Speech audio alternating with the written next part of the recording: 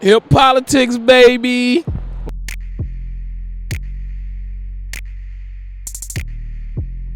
And with that, I've coughed like 6 times in the last day and a half, and I'm just not. I don't even know what I'm like. I don't feel sick or none of that. Any cough is like scary. And counting us down in 3, 2, 1. Welcome back, everybody. We're here for another episode of the Hip Politics Podcast. Welcome back to all our Hip Politics podcast family out on the interwebs, all across the country, and now all across the world. I just found out we're the fastest growing podcast. Wow. Fastest growing podcast in Noblesville, Indiana. Oh, that's good. That's where the plan was started. I see like 7 different downloads. I was like, we got to be the fastest one out there in the last Right. week. No, I'm just kidding. But welcome everybody. We're it's your co-host, your host here, Cameron Calvin Trimble, aka Mr. Cameron Calvin, aka Mr. Hip Politics, aka Mr. 216 to the 202. I'm here and I am joined by my illustrious co-host and co-pilot, Mr. Michael McQuarrie, aka the Mayor of Capitol Hill, aka Mr. DC Nuke 90. We are currently sheltered in place safely. Yes, so, safely in place. But this don't quarantine and Corona not stopping this show. There's actually, if anything, there's more need, and there's a need for even more information, the right information. These stories, like this, is still one of the most consequential elections of our lifetime.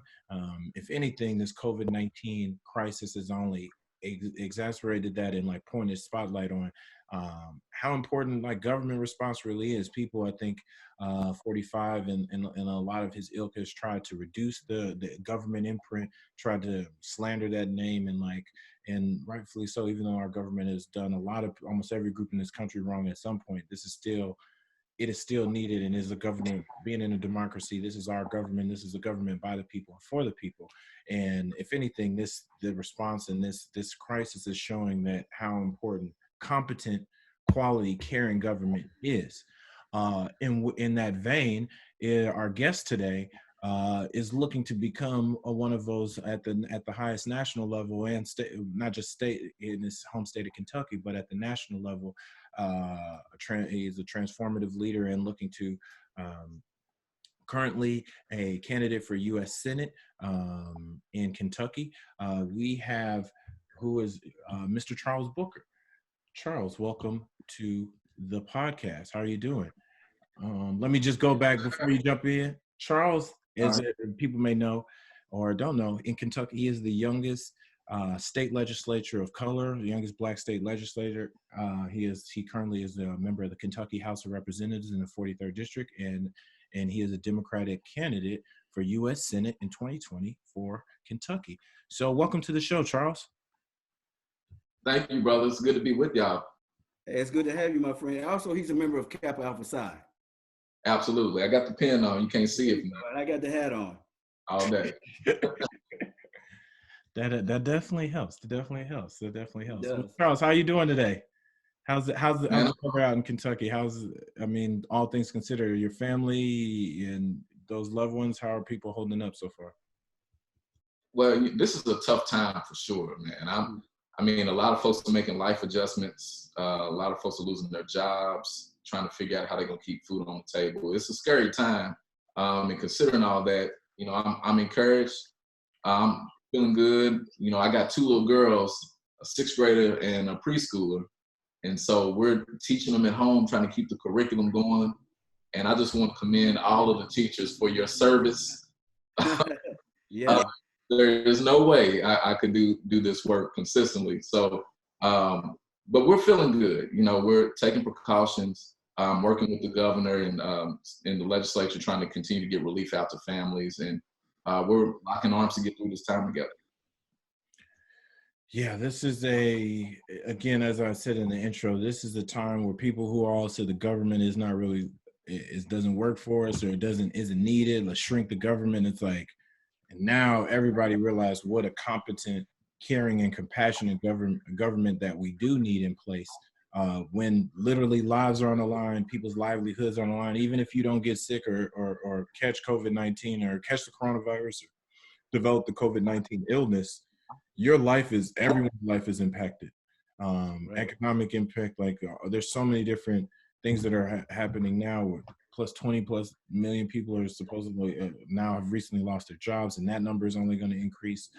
Like a competent and compassionate government response is more needed than ever, and hopefully in this election year that is something that does come through. But with that, again, like I mentioned, you are the youngest African American in the state of Kentucky, which I'm not gonna front. Like, I got some family in Kentucky, and I spend time in Kentucky. Bowling Green, Kentucky, Kentucky, and then Lexington. Kentucky, I will say, is not the first place that if you think, where are all the Black people at? It's not Kentucky. So it's super encouraging to see a brother at the highest level of government in the state and going to the nation, just to even have a viable race and a viable candidacy is just really, I think, encouraging to so many people, not just in the state, but throughout the country. So I commend you for having the courage and the boldness to even put yourself out there. But that kind of leads into my first question is how did you coming from your background, how did you decide to get into and devote yourself to a life of politics? Yeah, so I stumbled into it. Be honest with you. So I'm from the west end of Louisville. Louisville is one of the most segregated cities in the country still. And in the west end, you will find the poorest zip code in the state. So it's not Appalachia, it's not in the mountains, rural part of Kentucky where a lot of people think it is. It's actually where I live right now to this day. And it really was a matter of survival for me. Both my parents dropped out of high school. My dad dropped out to go to the Army.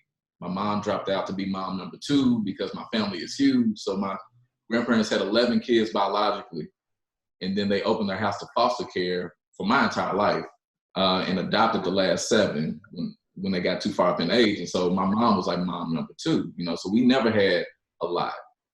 They're both ministers, so I knew that we weren't inadequate as human beings, as people, but we struggled a lot, and it always frustrated me because I knew we weren't deficient.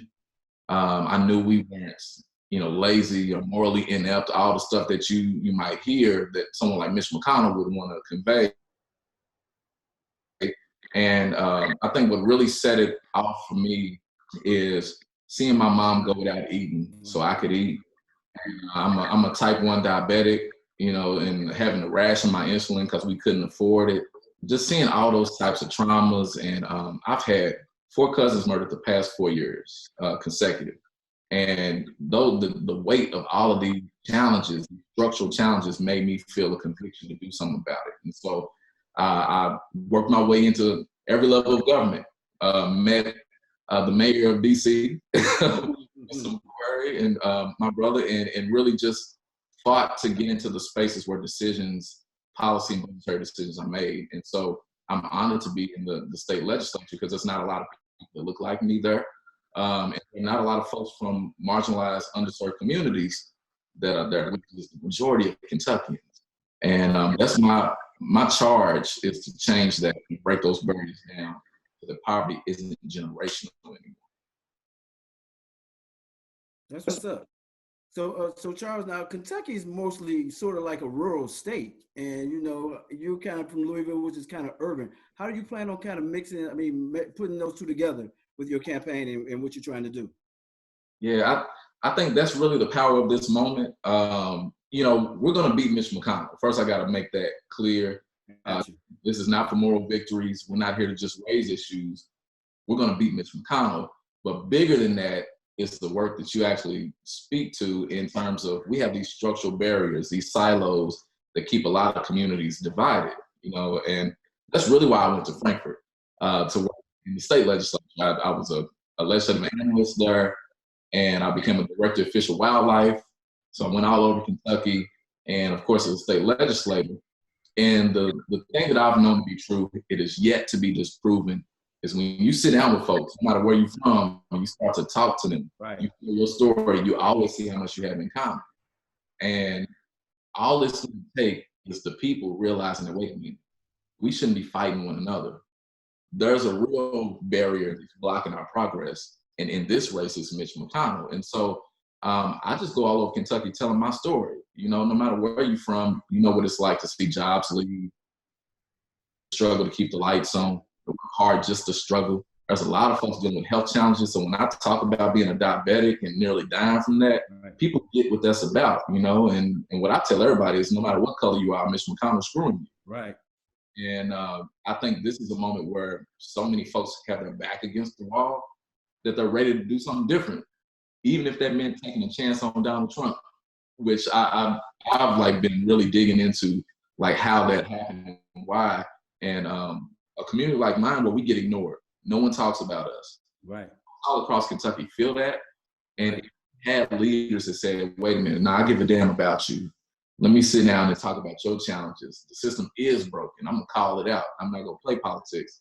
That folks they'll respect and they'll gravitate to it because we need it. And that's what this campaign is all about. Gotcha. Very good.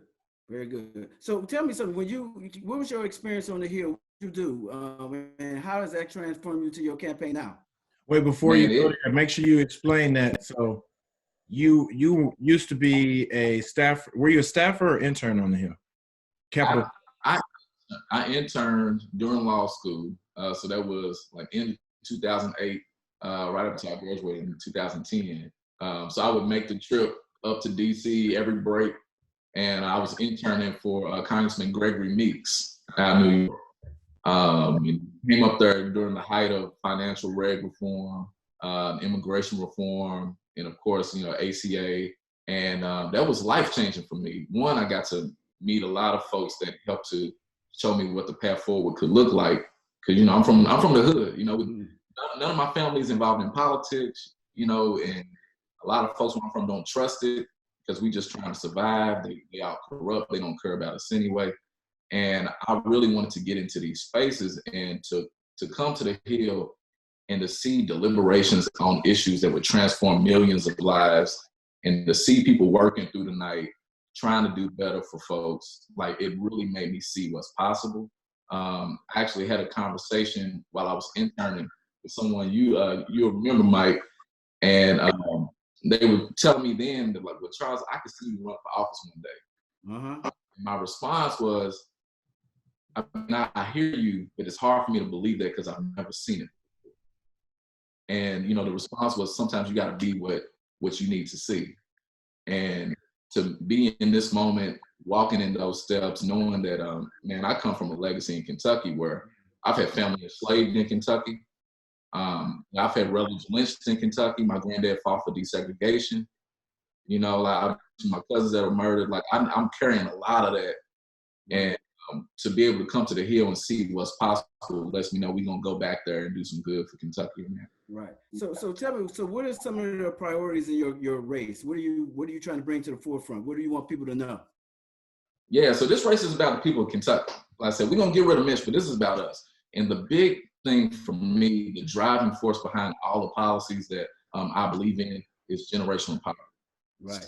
So many of the challenges we gotta grapple with go back to the fact that we are all struggling and our opportunities and resources are limited. So a couple of the big issues that I lean into to sort of make that point are Medicare for all, a Green New Deal, universal basic income, and breaking down barriers to the ballot box. And I talk about those pillars in particular because so much of the power where it's concentrated or the decisions that are made emanate from the fact that we don't have money in our pocket, we're being exploited, we can't stay healthy, so we cannot pursue business opportunities. We cannot do all the things that we'd like to do to pursue our dreams. And so I'm loving the fact that we're able to stand on these issues right now. I'm grateful for it because the pandemic's making it clear that this isn't radical. Like, this is stuff we should have been doing. And Kentuckians are getting behind it from all parts of the political spectrum. Good. Question I had, Charles, like something you mentioned when you said you said like you had never seen that. Like there's a song by Jay-Z called So Ambitious featuring Pharrell's on Blueprint 3 that is one of my favorite Jay-Z songs. It's an inspirational song I listen to most days. And he has a line in there that I attached to and I immediately heard when you said it's like I'm different. I can't base what I'm gonna be off of what everybody isn't.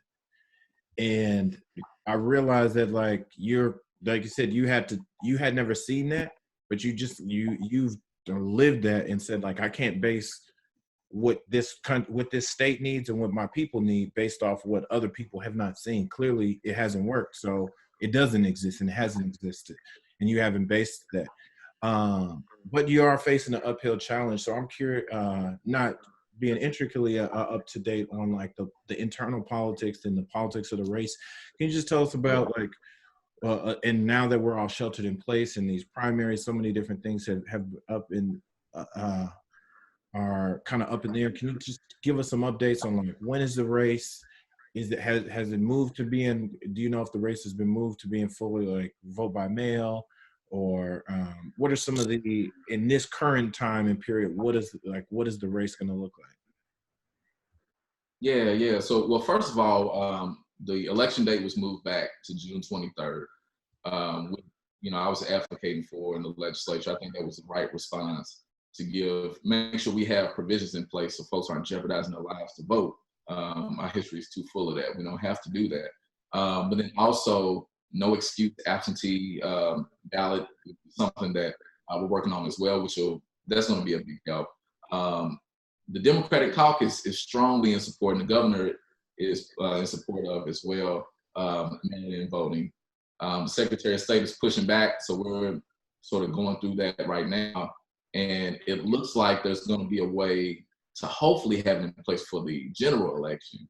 And so, we're still monitoring all of that. And this election, this is historic in levels, because not only will we be beating the most powerful Republican in the country, because Donald Trump ain't a Republican, but we're also challenging the status quo in the primary as well. There's a lot of money in our primary, very similar to the McConnell playbook in general. A lot of money flooded in behind a chosen candidate, and they're flooding the media market, person disconnected from the ground, not connected to Kentuckians, and we're calling all of that BS out, And so the primary, I think it has about 7 or 8 folks in it, which is also a good thing for me, because I feel like for democracy, we need damn near 4.4 million people Kentucky need to be running against this guy. It's that bad. So, we're running through this primary now and really making it clear that our campaign is about building a movement, transforming our future, which of course means we got to get rid of Mitch McConnell. And so, we're at that place now where we're getting the chance to build. We have more time. We're able to build out infrastructure to empower, will elevate the voices of Kentuckians from their home. So we're doing a lot of volunteer-based organizing, which is super dope. Definitely gonna be writing about this when we're done. So you're in a primary with a candidate who's been backed by the DSCC, which is the Democratic Senate Campaign Committee for people who don't know. Yeah. Can you tell us why you're the better option against Mitch McConnell, and why Democrats should pick you?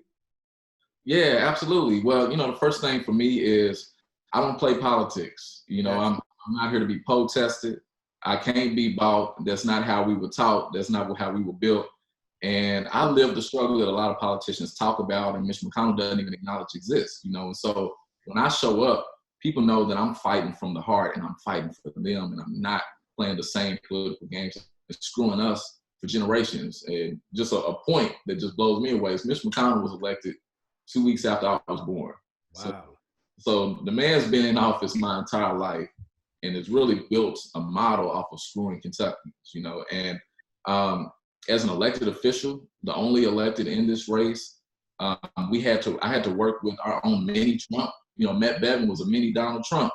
Mm-hmm. And I was still able to get legislation passed to help folks with high prescription costs, being able to afford and get access to their medication. So we need coalition members, and we need folks on the front line. And that's where I've been. People know it. And that's exactly why we're going to win. Got you. Cameron, you have a question? Colonel, you're on mute. My bad. Charles, man, the more I got to research your story and your struggle, I mean, not your story, your journey and your challenges and your accomplishments, like I said, ultra inspiring for a brother like you, a couple years younger than me. And it's like, man, brother's already doing it like this. So I feel like you can definitely, people can see themselves in you. And I think that's important. Even if they're not in Kentucky, they can look at you and hear you and say like, oh, that's somebody that grew up like me, or that's somebody who I can connect with. How have you, I guess, engaged that next generation, like right underneath you, whether it be the volunteers that are out there, the next political groups or social justice or people who are activists, and not just Black kids, but I do want to say people a little younger than you, because I think that millennials and Gen Z, you're strongly, me and you are both millennials. I'm technically the oldest millennial, but you pulling up the millennial and the Gen Z as we kind of go into this next, into these next several years. Like, how have you been connected to those groups in that generation?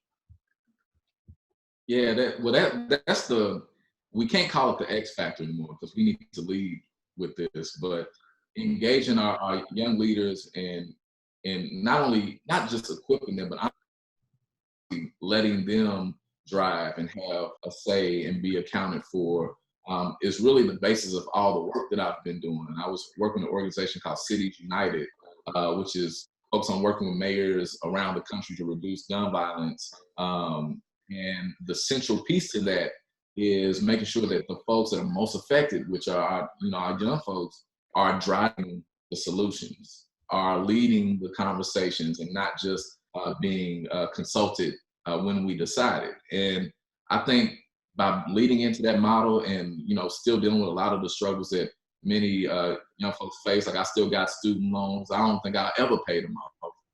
At this point, I call it criminal. And, trying to keep the lights on, trying to, take care of my little ones. I've created a space for more folks to feel like their voices matter. And, to have the support of folks like the Sunrise Movement was a really big sign of proof that we're doing this the right way. That's a student-led group, young folks across the country that are fighting for climate change, and Kentuckians for the Commonwealth is a big organization here in Kentucky that has endorsed me as well. And these are all regular folks. A lot of folks that have never been involved in politics before but want change. And we're putting them at the forefront. In our volunteer structure, we're letting folks become ambassadors and captains and manage aspects of the campaign themselves. So they're getting not only training, but they're getting tools so that they can then take that back to their community, whether they're running for office themselves or not. And so that's the big work that we're about. And we don't have to just be in the room. We can take over. That's what we do. That's cool. So how do people get to, to your campaign, maybe volunteer? Where can we get that information at? Yeah. So Booker for Kentucky, spelled all the way out. So Booker, FOR, Kentcky.com. You can go there to see about everything we're doing now. The incredible part about how we're building all this out is we're putting tutorials, training modules, and everything online. So if you want to become an organizer from your home, you want to set up call time, be a phone bank manager from wherever you are, family, we can give you all the tools to do it. And it's really intuitive. We got a lot of staff. Our team is very organizers based. We are a group of hustlers. Like, we all work hard. We're all on the ground. We all in the street. And so we've been able to use these like very grassroots guerrilla style techniques to give folks tools wherever they're at. So bookerforkentucky.com. Go there. Let's lock arms and get this done. So I have a quick question. So with this pandemic and this virus, you got my question, Mike. That's what I was about to ask. Okay. Yeah. How have you had to change up your campaign? And what is it? Is this the new normal? How have you had to change your techniques and what you have to do to get your word out, your message out? Yeah, so in one way I'd say that we haven't had to change it, but one aspect that has really been a big difference is, movements require people. Like, showing up and coming together, the visual and the physical connection to folks, you cannot replace that. And, like I said, I come from a family of preachers. My granddad was a storyteller. Like, connecting with folks and being able to sit down with them means so much to me. But it's given us a chance to lean into the other aspects that we should have been doing as a party, we should be doing as people in general, which is meet people where they at, equip folks wherever they're at. Because, some people don't have access to transportation, so they can't come to your campaign office. They're dealing with a lot of struggles. They don't know how to get involved. So we've really been leaning into the tools of, all right, you got some friends in your circle. Here's how you can talk to them about issues. Here's how you can even engage them to become ambassadors too on stuff you care about. And so I'm really excited about that. And I think that the new norm that comes out of it is more people will be more creative and intentional about how we communicate and listen to one another. That's my hope. Gotcha. I think I to that point, we've on a platform, we've also had these culture convos, like with digital happy hours over since we've been quarantined, and getting different political insiders, elected officials together around like topics around the hip hop political space. And we just had one just literally on like the digital double down, like people that double down in the digital space now that we're all locked in place. Because to your point, your movements, and it requires people. It requires not just people hopefully voting, but you've got to get people involved. And now that you've taken out door knocks and physical gatherings, like, it's good to see that you're adjusting, and then different parties and candidates and campaigns are adjusting to meet people.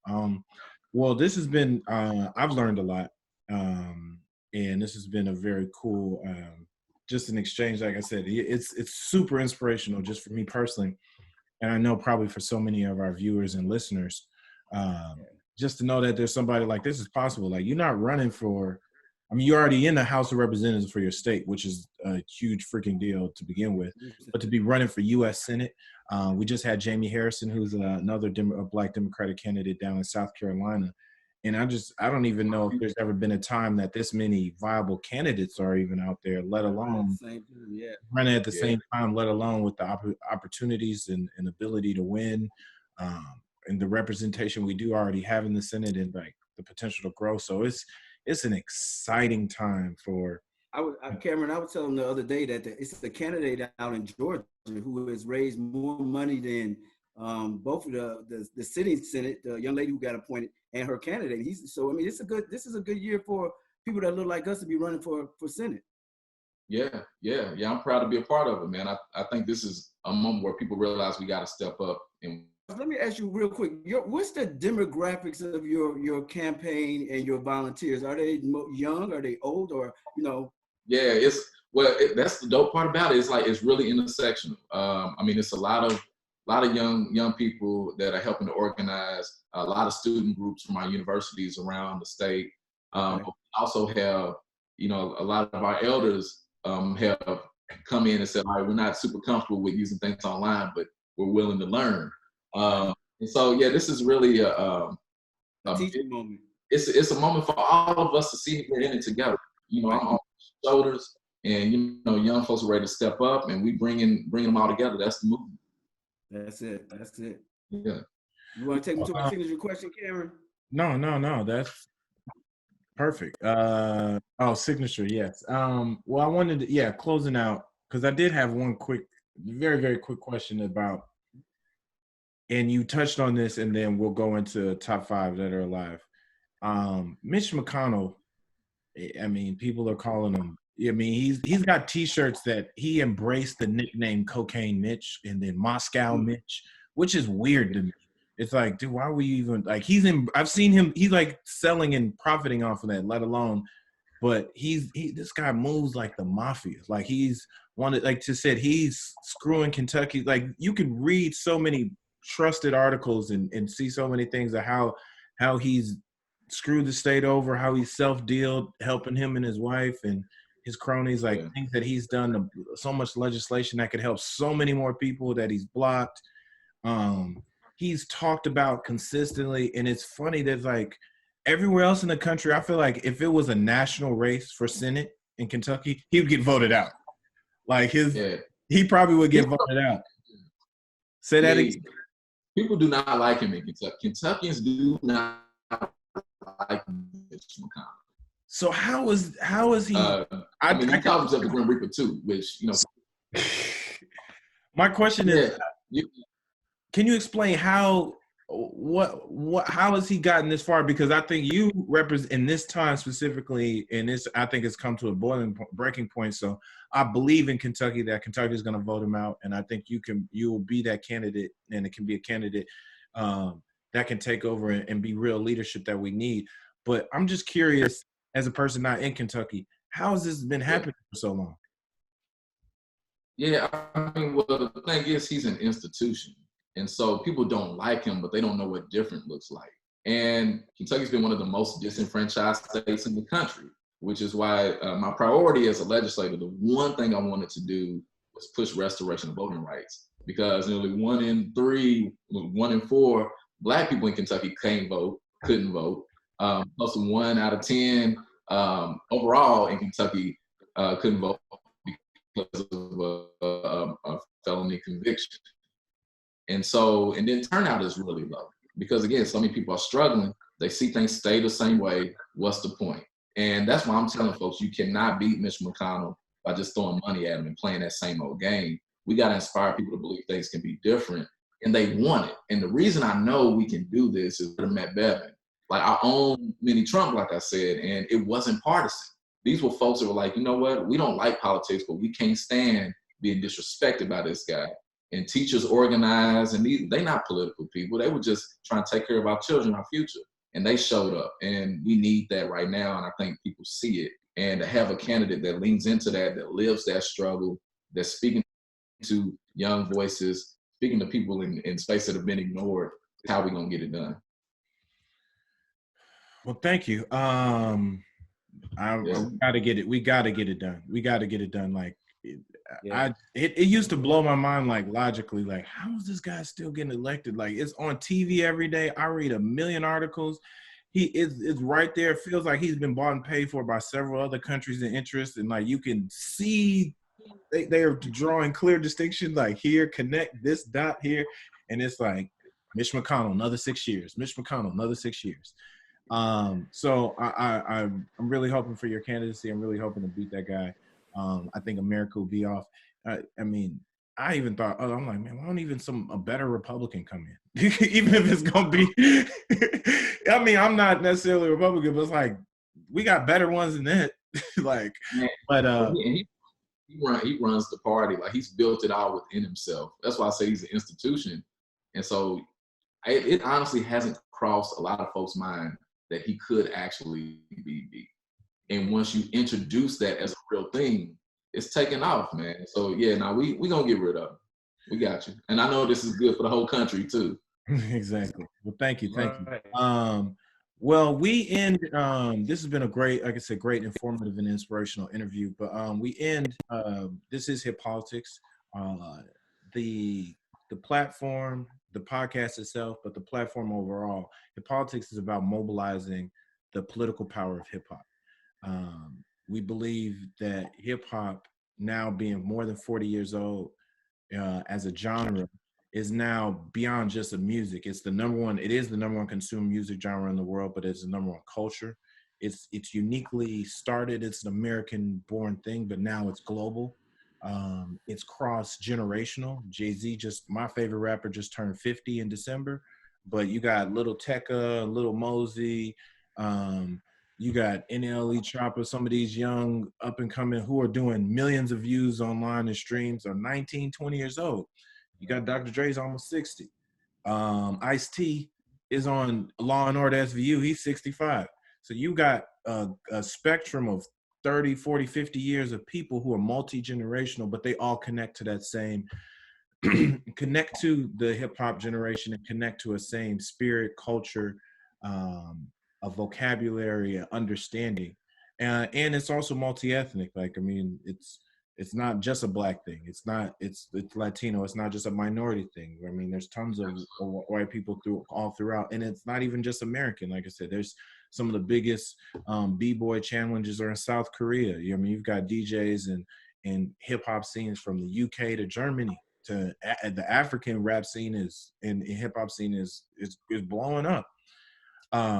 So we say that to say that the political power that it lies within that many people in the hip hop community and generation is vast. It's a vast untapped thing, and there's so many things that we as hip hop care about that we need to mobilize around. So with that, but something that is also big in hip hop is arguing about your list.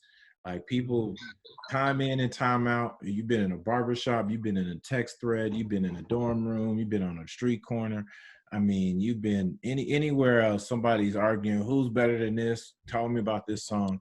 And something that is stuck around is this top fives. Like for some reason, that number 5 is that magical number. It's not like who's your top 3 artists, not your top 7, maybe top 10, but it's really that top 5. So we do this question because I'm curious, and I think the world be curious. Top 5 dead or alive. Charles Booker, candidate for U.S. Senate in Kentucky. Who are your top 5 dead or alive? Favorite hip hop artists of all time?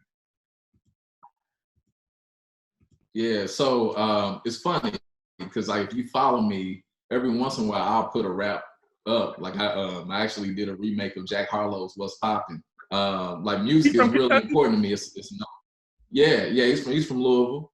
Okay. Yeah, he's proud of the young brother holding it down for us. But you know, that's part of that's our legacy, that's our story, you know, it's our platform. But so my 5, it's tough, man, putting 5, but Jay's definitely at the top.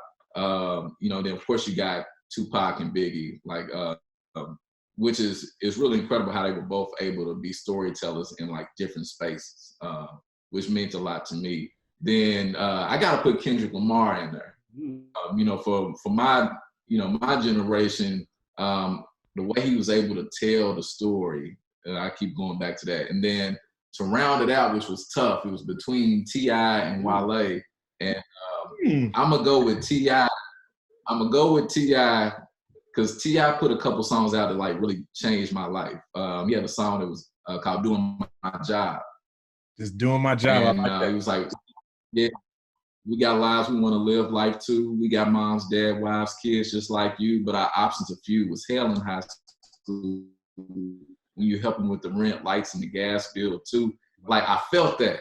And so, yeah, I carried that with me. And I actually, when I won my race to State House, I pulled up playing T.I. just out of respect. So that's a 5. I put Wale on there too because he's Wale super coming dope. off a strong six man.